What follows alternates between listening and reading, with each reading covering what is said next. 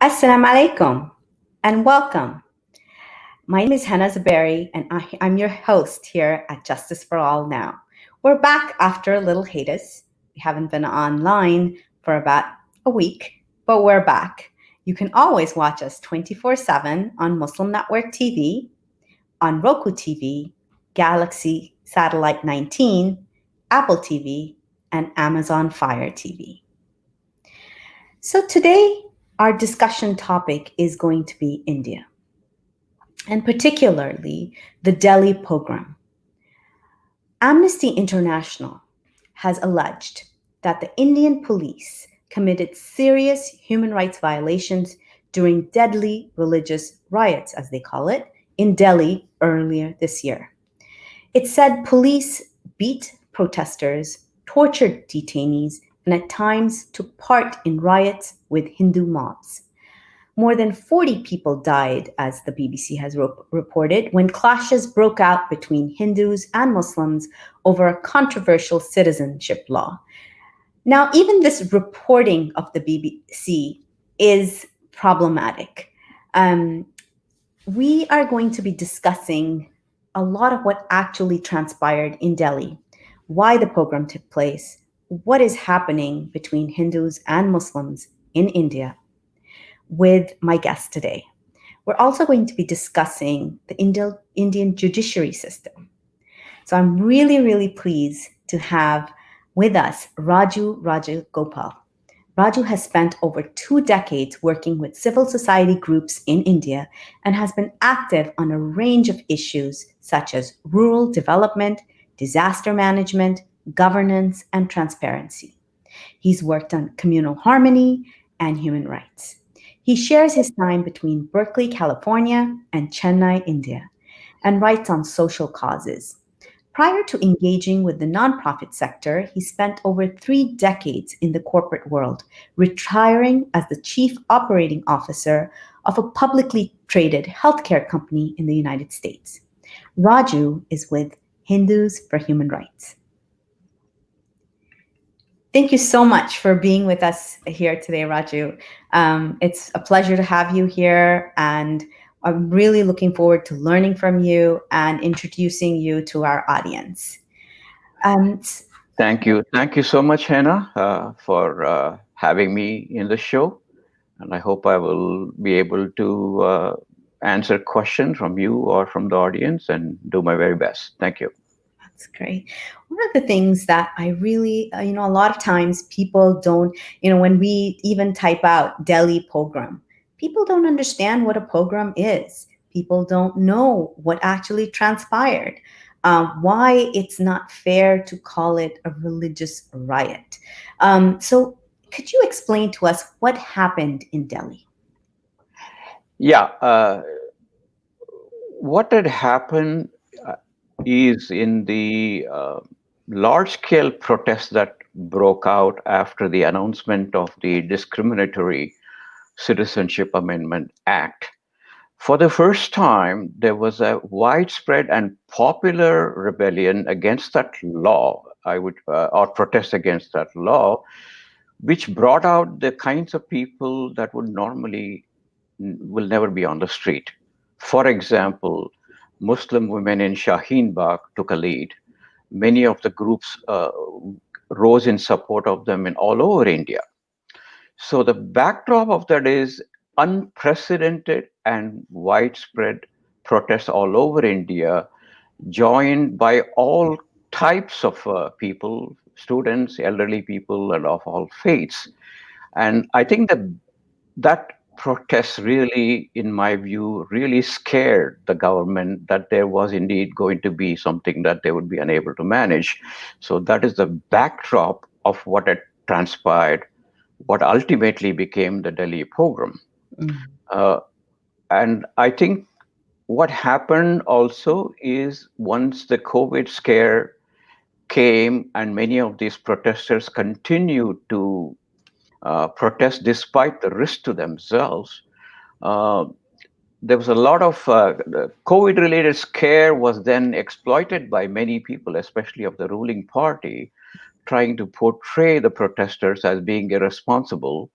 Uh, not only for continuing their protests, as well as in some cases blocking the street, which in many cases were not true because the police themselves had blockaded some of the streets. So this is a kind of a general environment in which the programs were initiated, primarily when BJP politicians went on television, basically giving a deadline to the police, Mhm. saying, if you don't clear these protesters off the streets, we are going to take action on our own. Mm. It is my belief that it was a very well planned statement where things had already been put in place to bring in people from the outside into Muslim communities. And this was a kind of a last statement from the BJP politicians. And most people believe that was a clue, that was a signal for masses of right wing groups, vigilantes, often from outside, to come and attack, especially Muslim businesses and Muslim neighborhoods, while the police looked on. And even when that politician was making this statement about we're going to take things in our own hands, uh, senior police people were standing right next to him and didn't utter a word of protest, which was also taken by most people as a signal of acceptance of what BJP was doing. So that's the background Mm. as to how this all started. And unfortunately, the entire narrative and the cause of the programs are being completely reinvented, not only by the BJP politicians, but by the police today. And what is happening now? We understand that several of the protesters were arrested, and the narrative. Like recently, there was a book that was going to be published by, I believe, Bloomsburg, Yeah. India. Could you talk about that? How the narrative change is taking place? Yeah. Uh, During those 2 or 3 days of violence, I was at Berkeley, Mhm. but one of our representatives was in Delhi actually monitoring the helpline from people that were being attacked in real time. Mhm. And so, what was clear to us sitting here and for our people in Delhi was most of the victims, most of the people that were being attacked were indeed Muslims. Now, we also found that there were certain areas, in this I heard from one of the reporters themselves, where a particular area had been cordoned off, not only by the police, but by the Hindu right wingers. And I read later on found out that what was going on there was the beginning of a new narrative where they had video crews from a sympathetic TV station trying to make it appear that it were the Hindus who were the victims and Muslim the perpetrators. I Mm. didn't realize at that time what was all happening, but clearly that was the beginning of manufacturing evidence that somehow the Muslims were the perpetrators and many of the activists were supporting them.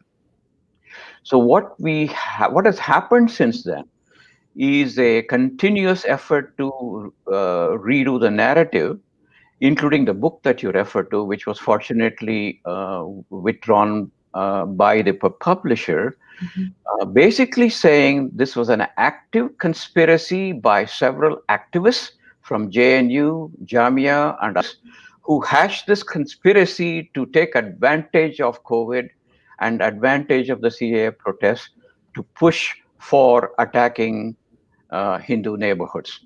And that narrative they're continuing to pursue. Now, what I know in what has happened recently is they are acting based on some very, very tenuous evidence. For example, one particular policeman of junior rank apparently told the police official that he heard a rumor Mm. that there was a WhatsApp conspiracy. And that became the source of a major investigation where they have looked through WhatsApp groups that were merely standing in support of the victims, and then they're trying to convert those WhatsApp conversation into a major conspiracy as Mm. if that group was responsible for the riots or pogroms rather than responding to the plea of the victims. And some of the people that were initially arrested apparently were part of this WhatsApp group. And based on the initial arrest and a statement that the police wanted these women to sign, pointing fingers at other activists, they have now been naming other activists. And just in the last 48 hours, JNU student Umar Khalid has been arrested, Mhm. and a filmmaker couple, Rahul Roy and Sabah, have been questioned even as late as yesterday, and there are fears that they may be arrested as well. And Professor Apurvanand, who is in Delhi University, has also been interrogated several times and has not been cleared by the police yet, and there is fear that he too may be arrested. All basically based on tenuous WhatsApp evidence and hearsay rather than going after the real perpetrators. And what can be done to? Is there any possible way to stop these arrests? Can pressure be put on? What can as or do people just sit by and watch quietly? Well, there are two ways to look at it. Apparently, in response to Umar Khalid's arrest, there is already a student movement gathering momentum Mhm. in India to respond to it. But given the current circumstances with COVID and a very unfriendly judiciary, unfriendly police, I'm not sure how far those kinds of resistance within India are going to go. Mhm. Uh, and I think the attempt of the government is basically to put people who have been leading these protests and have been inspiring in talking about nonviolence movements, to put them away so that any movement like the one that is apparently beginning will be somewhat leaderless or rudderless. I Mm. think that's the aim of the government. Uh, what we can do from the diaspora is to shine light as much as possible as to what is going on, get our lawmakers informed about what is going on, and start our own movement. For example, a group of NRIs who have come together under the title of Reclaiming India. We What have called just for our audience? What are NRIs? non-resident Indian groups, uh, and we are Muslims, we are Hindus, we are secular groups, we are students. We have all come together to precisely take the our primary objective as amplifying the voices from India and showing our own resistance to what is happening in India, particularly these recent arrests. And we are planning to have a press conference probably on Thursday, Mhm. which we'll hope not only the diaspora organization, but as well as media from India will participate with a single message that we are here as diaspora Indians to show our support. And we will go the extra mile to make sure that we support anyone and everyone in India who are resisting what's going on right now. Mm. So one of the things that the Amnesty report also pointed out was that not one single political leader who made hate speeches which advocated violence in the build-up to what transpired in Delhi has been prosecuted, and then it recommends an independent inquiry. So, can you tell us right now what is happening with Amnesty India itself, and is there any way for any of its recommendations to actually be carried out? Um, what is happening to Amnesty India in recent weeks is they are being investigated by several state agencies. Their donors have been, or all Indian, by the way, their donors have been pretty much put on notice not to support the organization through various means. Their employees have been interviewed by these agencies, sometimes even basically telling them, why are you working for this organization? Uh, Basically putting the fear in the employees of Amnesty to leave the organization. And so much more has been happening in the last 48 hours that I am not able to share with this audience.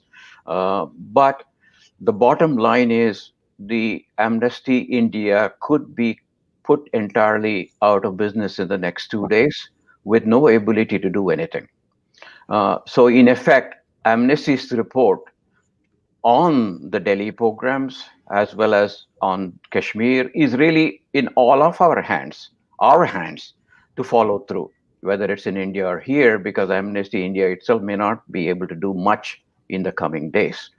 Uh, as far as their specific recommendations, um, obviously, the fact that we need to point out that the real perpetrators, despite enormity of video evidence, like, for example, politician Kapil Mishra, the fact that the police have not even interviewed them, let alone prosecute them, is something we need to focus on and shine light on with our own lawmakers. As far as an independent inquiry, I'm personally a skeptic of that, particularly in the current environment, because the only independent inquiry in India that has any clout, any impact, would be a Supreme Court initiated inquiry. And in the current situation of where the Supreme Court is, I'm not sure that's going to happen. So while I agree that there is a urgent and crying need for an independent inquiry, I'm personally skeptical that something in the current Indian environment will work, and I doubt if Indian government will allow any outside agency to do any such inquiries. So this is very troubling what you just said, right? Because one of the things that we consistently hear, as you know, all of us move in the circles within, even just on Congress, on the Hill, or if we're talking to the State Department, any of the hearings that have been held on even Kashmir, one of the things that the State Department consistently says that they believe in the strength of the Indian judiciary. They believe that what is transpiring can be overcome because of the strength of the courts. So when and I would like you to please share with us why this is troubling. Why would you make that statement? And what trends have you seen in the Indian judiciary that make you troubled? Yeah. If 5 years ago, if somebody had asked me which is one of the strongest pillars of Indian democracy, or what are some of the strongest pillars, I would have pointed to three pillars. Mm-hmm. One is the Election Commission. Second would have been the National Human Rights Commission. And third would have been the Supreme Court of India, which has had a stellar reputation for, even in the past, of even taking a postcard to take suo moto notice of a citizen's complaint. Mm-hmm. Perhaps many people are still living in that past, believing in the credibility of the Indian judiciary. But in my view, things have come down crumbling in the last few years. And I'll give you some examples. Obviously, you've seen what happened in 2002 in Gujarat, of course, mm-hmm. where it took such enormous personal sacrifices on the part of individual NGOs to bring even a handful of cases to trial, with a very antagonistic judiciary in Gujarat at that time. And in fact, one successful case had to be moved to Mumbai, which had a better judiciary and which was the only one that came out with a clear case in a case of a rape, coming up with a judgment that was really laudable. That was in 2002 to 2006. Now, that Gujarat judiciary attitude, unfortunately, is now much more prevalent all over India.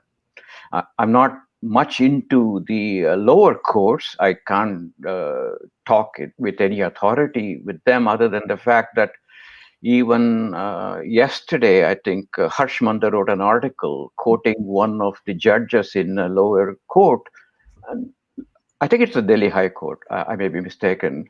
Taking to task one of the protesters that was applying for bail, basically saying something to the effect that if you play with the embers, you shouldn't be complaining about the winds that started the fire. Mm-hmm. these kinds of statements, which completely are contrary to the right of a citizen to protest and to seek justice and to disagree with the government, is enormously troubling. And Mm. if it indeed came from a high court judge, that would be even more troublesome. I'm just giving you one example. But going to the Supreme Court, I remember even as late as about a year and a half, 2 years ago, under another chief justice, there were several rulings. One on the LGBT community, uh, about transgender rights. One's on the right of women to enter Shabarimala. Mhm. Several judgments that were applauded by human rights activists in India, saying, "Wow, these are good examples," and people are all looking at Justice Chandrachud as a really uh, looking to some of his support for these kinds of things. And then suddenly things seem to have changed. And the Ayodhya judgment was, in my view, one of the things that I still today don't understand. How a Supreme Court can say, on the one hand, yes, it was a criminal act to destroy Babri Masjid in 1992. However, we are making the decision today to hand over the property to Hindu groups to build a grand Ram temple. So to me, it sounded like, as a non-legal professional and simply an activist, it looked like somebody was telling me, "Yeah, yeah, we know your home was destroyed. Too bad. But while we are looking into it, we found some errors in your land record, so we're going to hand over your property to somebody else to build a house. But we will deal with the violence later on." And that kind of judgment from the Supreme Court has really, really significantly lowered its credibility among not just the minorities, among many people. Second thing is about yeah, you want me to stop here, Hannah? You Yes, have. I wanted to ask you. I was looking at your Twitter handle, and you have a stand with Prashant Bhushan hashtag going on for Hindus for Human Rights. And I wanted for you to talk a little bit about this, because this is very, very uh, important part of this. The changes that are happening in India, especially when it comes to the Supreme Court and the judiciary. So, could you explain to us what this movement was about, what this campaign was about? Yeah. For those of you that may not be aware, Prashant Bhushan has been a Supreme Court lawyer for decades and is well known for many of his public interest litigation on behalf of the poor and marginalized. Uh, One example that you might be interested, this is just to give you a background on the kinds of things Prashant Bhushan has been doing in the Supreme Court, uh, was his working with activists in Karnataka to expose a massive mining scam in Dharwad and Bellary area. And as a result of his effort with local activists, that scam was exposed, which halted a significant source of income for politicians, and also resulted in the court recognizing that area as a deeply environmentally affected area where there may, in fact, be some sort of a judgment allocating a lot of funds to rebuild the environment in that area and to rebuild other employment for the people in that area. So that's just one example. Currently, it's still going on. Now, this Prashant Bhushan has also been very active in looking at the justice system and the judicial system, and is often taken uh, the courts to task for alleged corruption uh, and some of their judgments, which is his right as a citizen to question. He has never ever questioned the sanctity of the courts.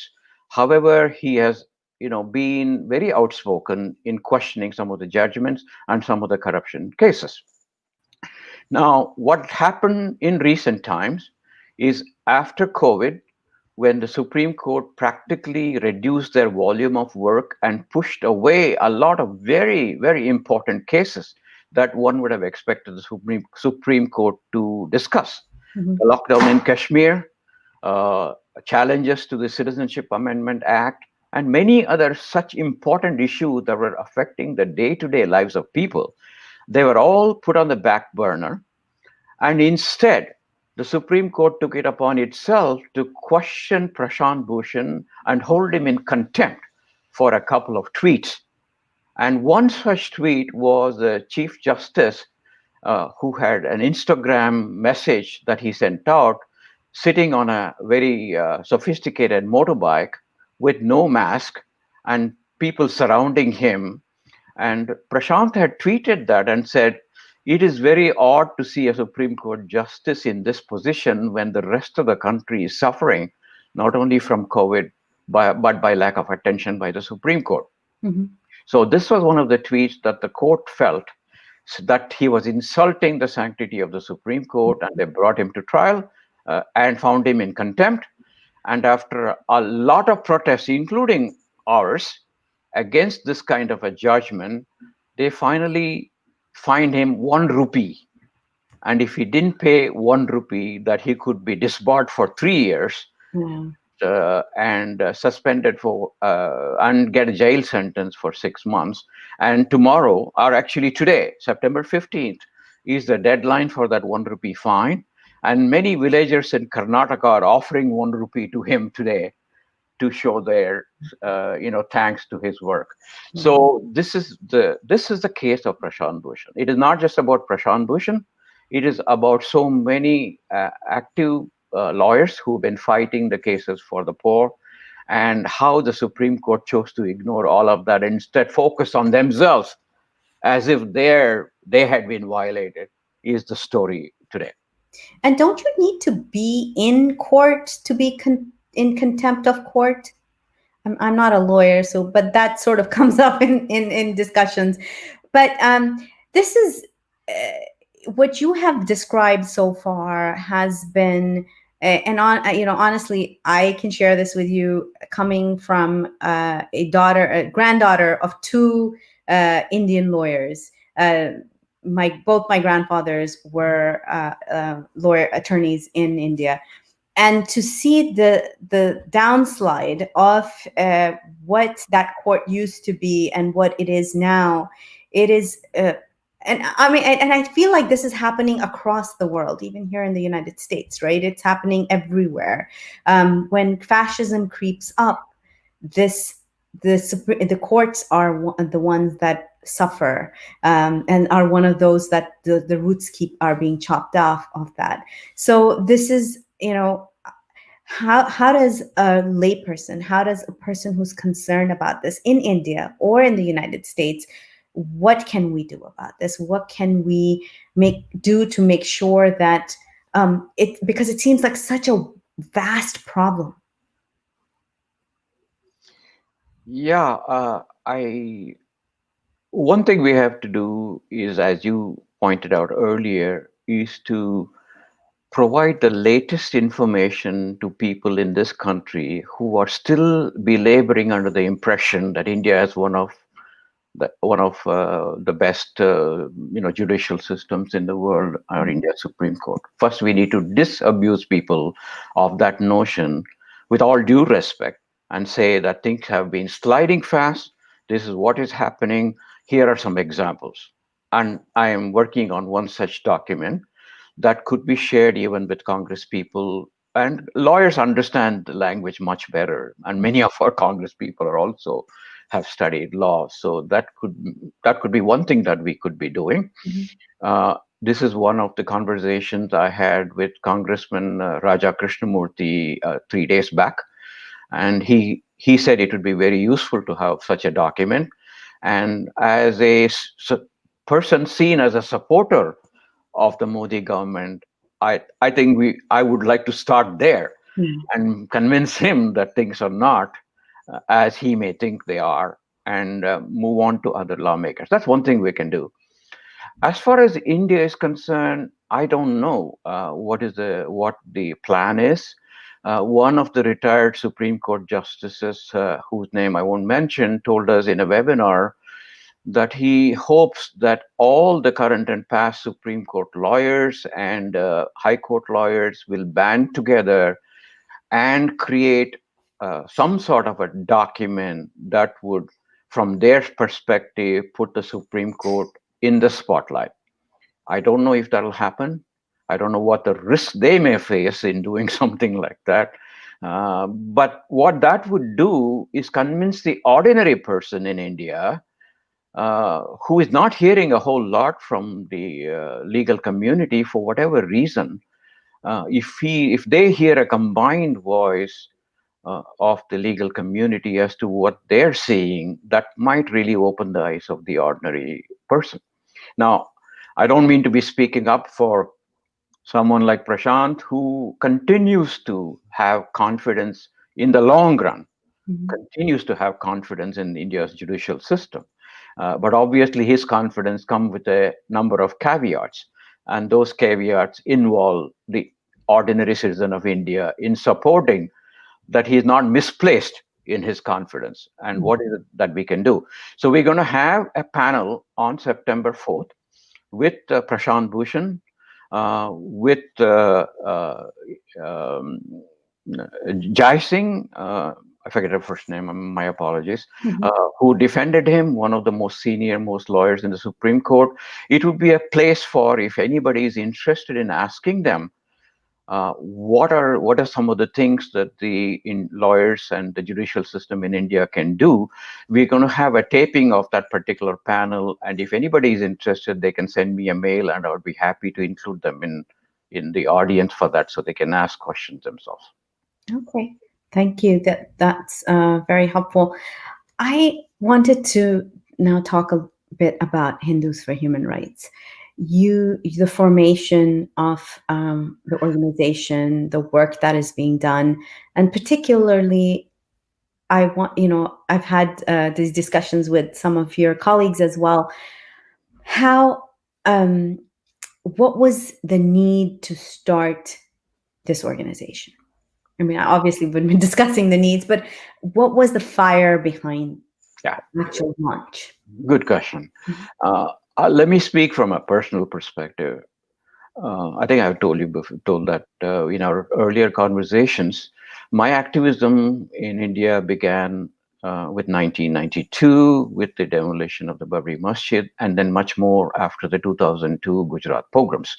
Mhm. And I continued on for several years, writing about it, helping the victims in Gujarat. I still continue to have contacts with people that were affected by the Gujarat pogroms. But all this while, I always thought of myself Indian being my primary identity, Mhm. Indian American being my second identity, and I was fighting for the human rights of all people Mhm. as an Indian. But as I have seen the progress of the BJP and the RSS since the Gujarat pogroms, when they declared that Gujarat was merely a laboratory for what they would do in the rest of the country, which many people laughed off Mhm. because they had so much confidence in the goodness of India's electorate that they thought that what happened in Gujarat could never happen anywhere. But what I have seen systematically is the vacuum that we as Hindus, whether we consider ourselves to be Orthodox Hindus or progressive Hindus or secular Hindus, the space that we have left a vacuum in for not speaking up as Hindus Mhm. has been completely taken over by political hindutva, which claims to speak for all of us. And we can continue to work as leftist groups, secular groups, or whatever, but I feel we will never be able to have any impact on that space that's been taken over. So we made the decision consciously a year ago, or 2019, when Modi got re-elected. Some of us who had not known each other before, Mhm. but who seem to have made the same journey, that it's time for us to speak up as Hindus, not in a religious sense, not to create any new Hinduism or anything like Mhm. that, but to re-exert our Hindu-ness, to say that what is happening today in our names is not the kind of Hinduism that we grew up in. But what we stand for is the same thing as Amnesty may stand for, as what Justice for All may stand for. But what we bring extra to the table is to speak as Hindus, and which in fact has opened up a lot of space for us Mhm. which would not be otherwise available to us in interfaith dialogues, in international religious freedom roundtables.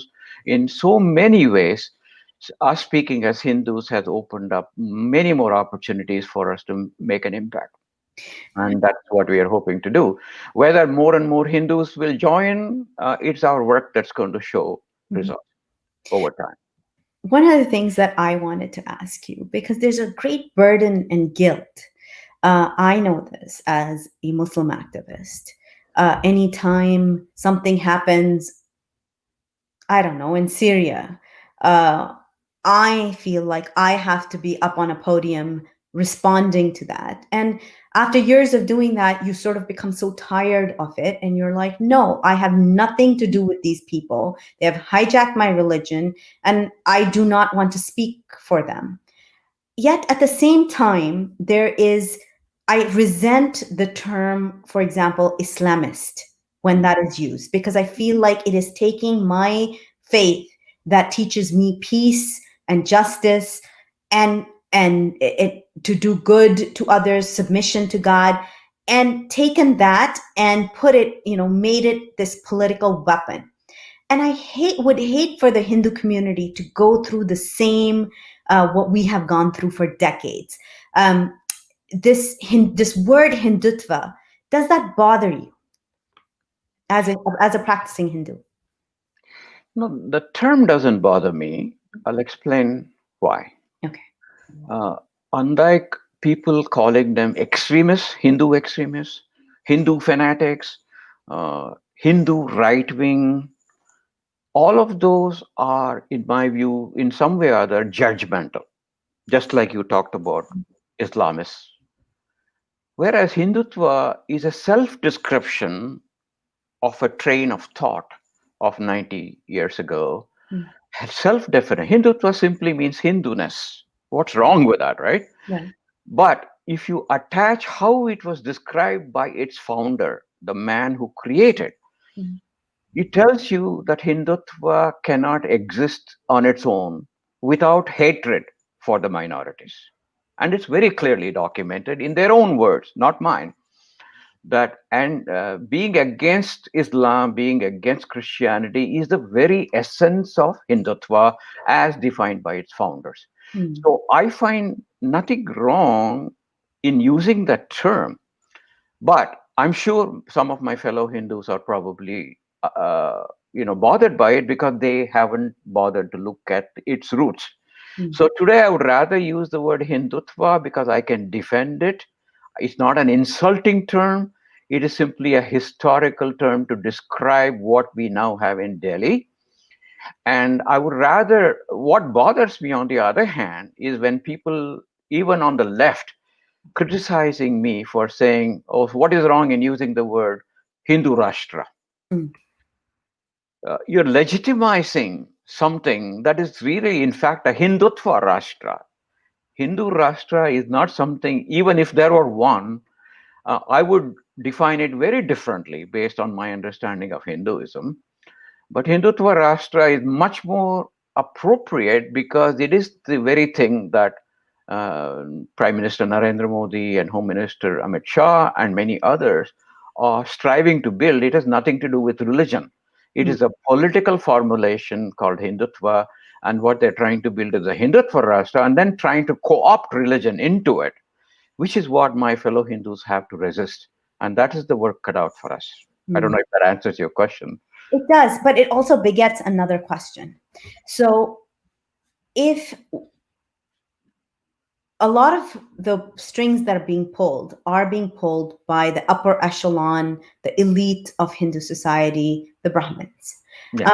The rest of the under the caste system, the rest of the Hindus are sort of being pulled along and being told what to do. And the people benefiting perhaps are only that elite echelon.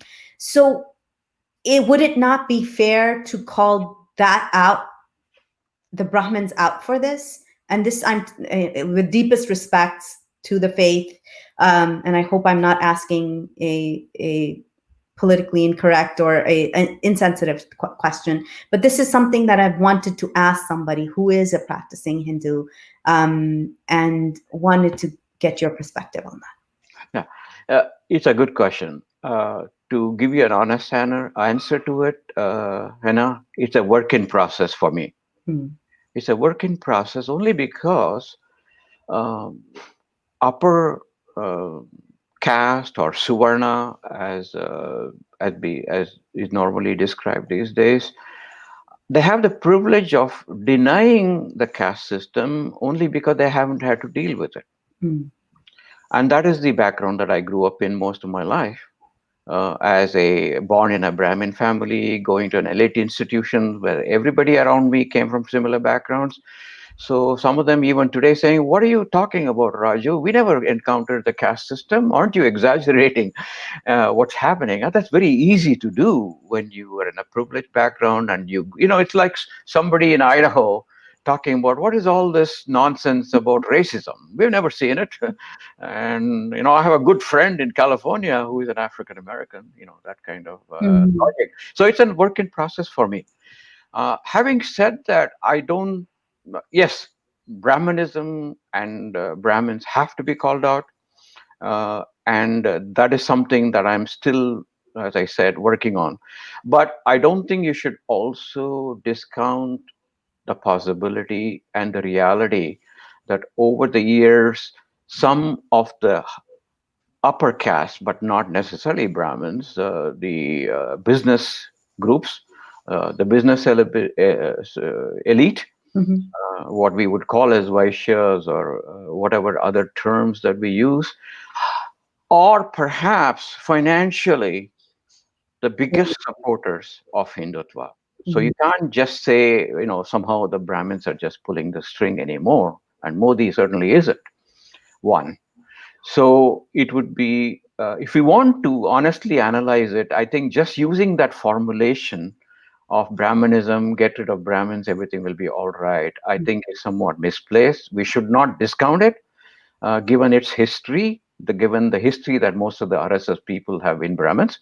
Mhm. But I think to be more realistic about today's world as to where is all this money coming from to support candidates both in India and here, I wouldn't be surprised if significant part of it come from non-Brahmin communities who are bought into this idea of a Hindu Rashtra.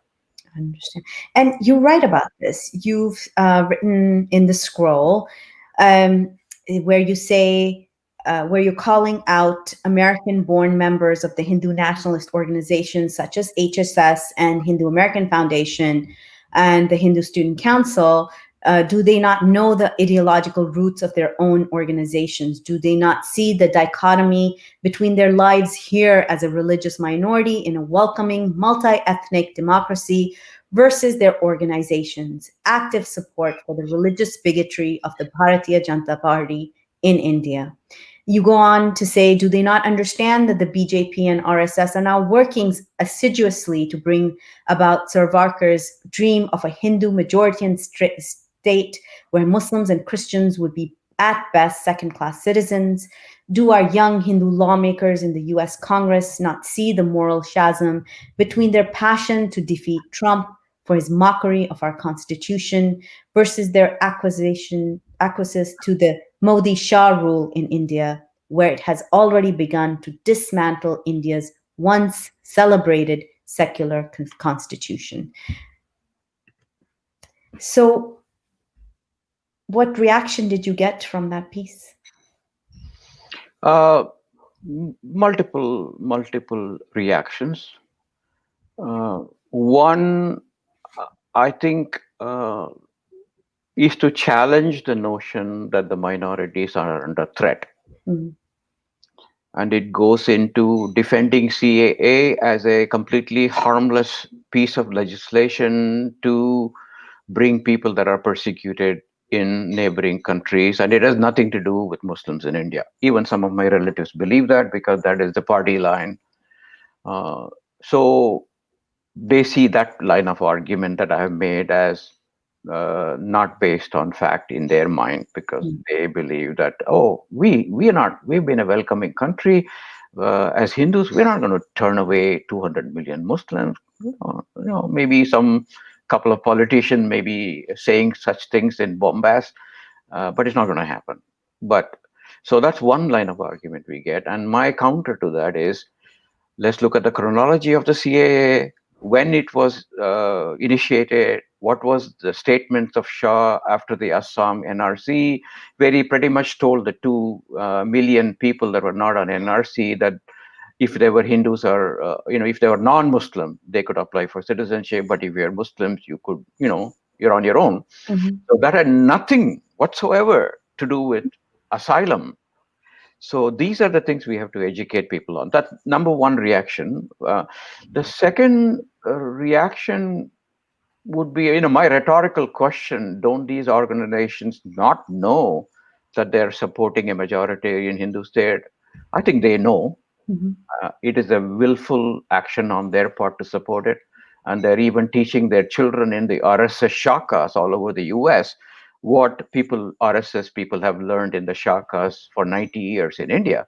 So the answer to that rhetorical question is obvious, yes. Mhm. But they have this idea, but they have a very sophisticated strategy to portray themselves here to the lawmakers, to their constituencies and others, that they're a Hindu group who must be treated on par with Jewish groups and Muslim groups, and they want to do well for their constituent. They will go and celebrate with the police people in certain constituencies. So they've done their work basically to be seen as a ethnic religious minority that wants to be a model minority. But Mm. little do most people know that they do not represent a model minority if you peel the onion, so to speak, and see what they stand for.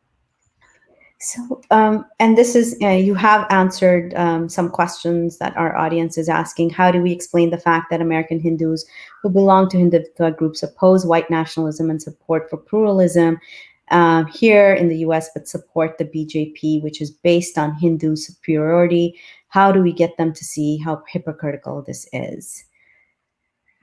And Yeah. that's the struggle, is that if you can only show a mirror to somebody who wants to look into the mirror. But just as we've seen in in work with, for example, you know the Israel Palestine movement, the struggle against occupation there, is that it wasn't until the young Jews in this country started realizing it themselves what is going on. And that really gives me a lot of hope when I see organizations like Students Against Hindutva, led by young Hindus, who realize that this dichotomy cannot play out, and only they can change the minds of people in their own communities, in their own homes, in their own temples. Another question that I believe Farhana has had is, and this is, she talks, and she's a lawyer, she's talking about the judiciary. Does the Indian Supreme Court still enjoy the same esteem and legitimacy amongst constituents, constitutional scholars, giving their validation of Modi's pernicious initiatives? I'd like you to answer that question. Yeah, I, I haven't done any systematic study of what people across the world are thinking, but I can tell you, as I said, you cannot, in my view, I would not hold the Supreme Court in esteem based on their latest decisions, with no hope for taking on some of the issues. For example, the 7 million Kashmiris who have been locked up, and the 200 million Muslims in India whose future has been kind of put with a question mark, which is even more troubling to me than actually implementing the CAA. Mm. If every child born into a Muslim family is beginning to answer, wow, do I belong here? When is my turn going to come to be expelled? That is being in a constant state of anxiety. So I don't know. And if the Supreme Court is refusing to acknowledge that this reality, I don't know if they have the same esteem as they were previously held in. Uh, so that's the best way I can answer. But I just wanted to add your add to your comment about the younger people, Hena. And that is really our hope too. That Students Against Hindutva ideology, which started as a small group in AL, is now present in 20 campuses, and they do not mince any words about this kind of hypocrisy of the Indian American community. And they want them to hold India to the same standards as we hold the American government too. And I think all of the older people like me doing our work, hopefully we can really encourage the younger Indian Americans to come out and support a new Indian American community as we move forward. So, And there will I'm sorry. There will be two panels on the October 3rd and 4th, one led by the younger group from Students Against Hindutva Ideology, and another group which is going to bring in the JNU and Jamia, the two of the women who have been in the news a lot since those. They will be appearing on a panel as well. So two panels focused exclusively on younger people, both in India and here. that's great. It will be very interesting, not just to watch the panels, but also the connections that are being made across oceans with not only the youth, but connecting the diaspora back to India, and which is super important. And this is the work that you guys are doing at Hindus for Human Rights. Well, we're at the end of our time, so thank you so much for being here, for being a part of the show, and just for the work that you do, Raju. Please go support their work at Hindus for Human Rights, and join the conference on October 4th, and we'll keep you updated. Thank you so much. Thank you all. Thanks for having me. Okay. Assalamu alaikum. As we wrap up the show, I want to remind everybody that the petition to stop Disney is live on stopgenocide.org. Please go sign the petition.